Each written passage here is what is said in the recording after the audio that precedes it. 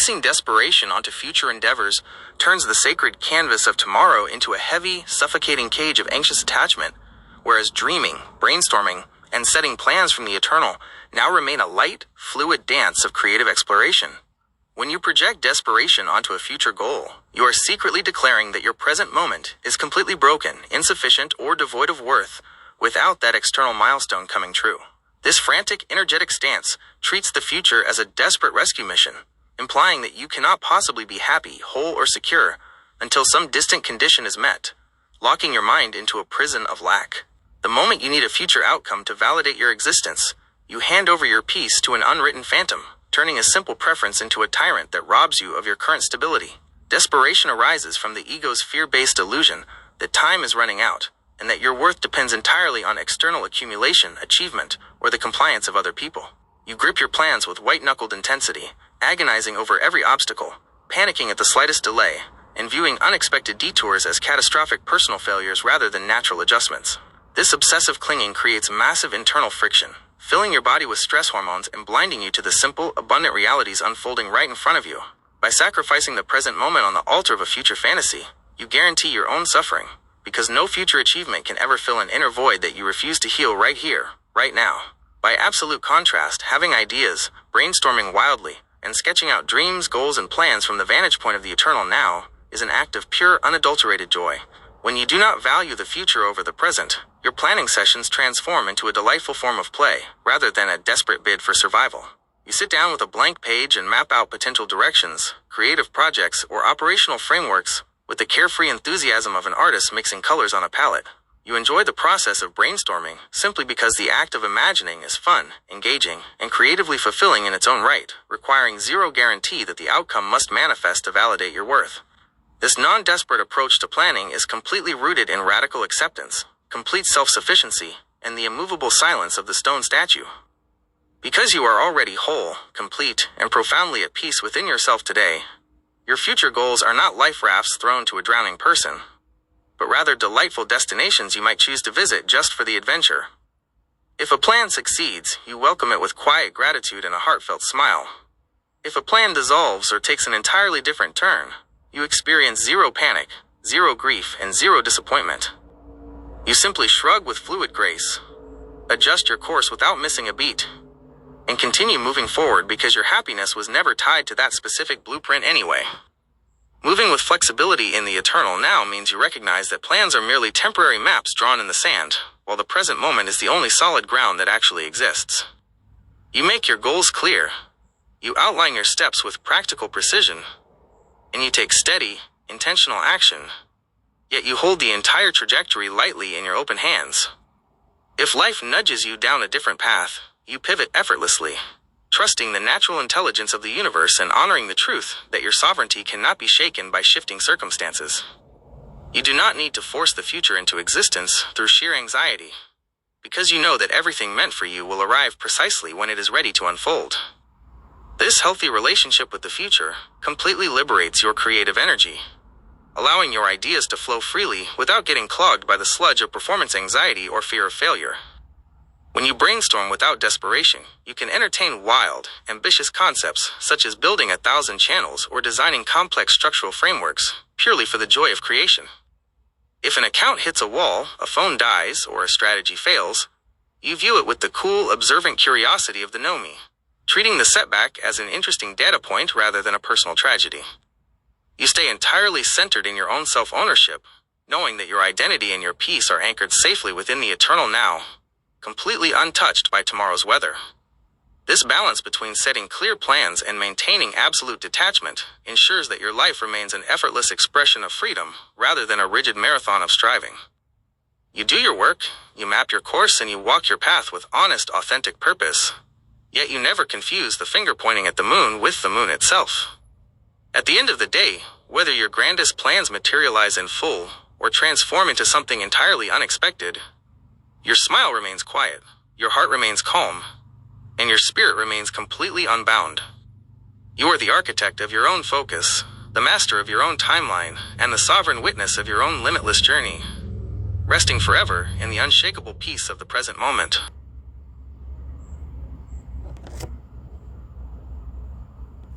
Carrying the heavy baggage of the past into the present is like dragging a rusted anchor behind you while trying to climb the ascending spiral of life, locking your spirit into old pain instead of welcoming the freedom of the eternal now.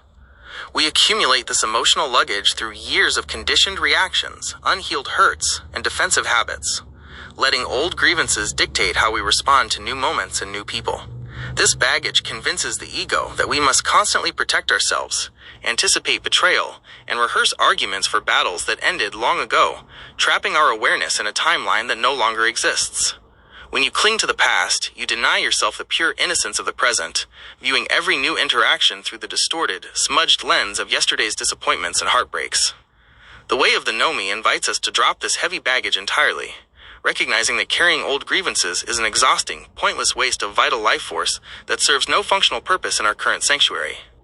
Stepping into radical acceptance means looking directly at the history you have carried, thanking it for the lessons it taught you, and then letting it go with complete and utter indifference to its lingering weight. Just like old smoke drifting away into an open sky, the pain of yesterday dissolves the moment you stop feeding it your attention, leaving behind the crystal clear atmosphere of the present moment.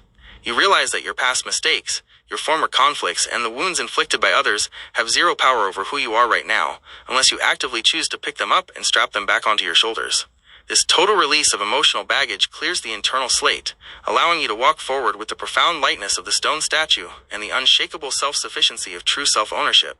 When your past no longer dictates your reactions, your interactions with others transform from defensive negotiations into clean, honest, and authentic exchanges rooted in the eternal now. You no longer project old fears onto new companions, or demand that acquaintances pay for the crimes of people who walked away long ago, because your peace is generated entirely from within. You stand complete, whole, and entirely unburdened, holding the entire universe lightly in your open hands while possessing absolutely nothing at all, resting forever in the quiet bliss of your own sovereign heart. The final cultivation of this entire philosophy brings us back to the peaceful, deliberate labor of tending the garden of the mind, where every thought, emotion, and action is cared for with quiet discernment.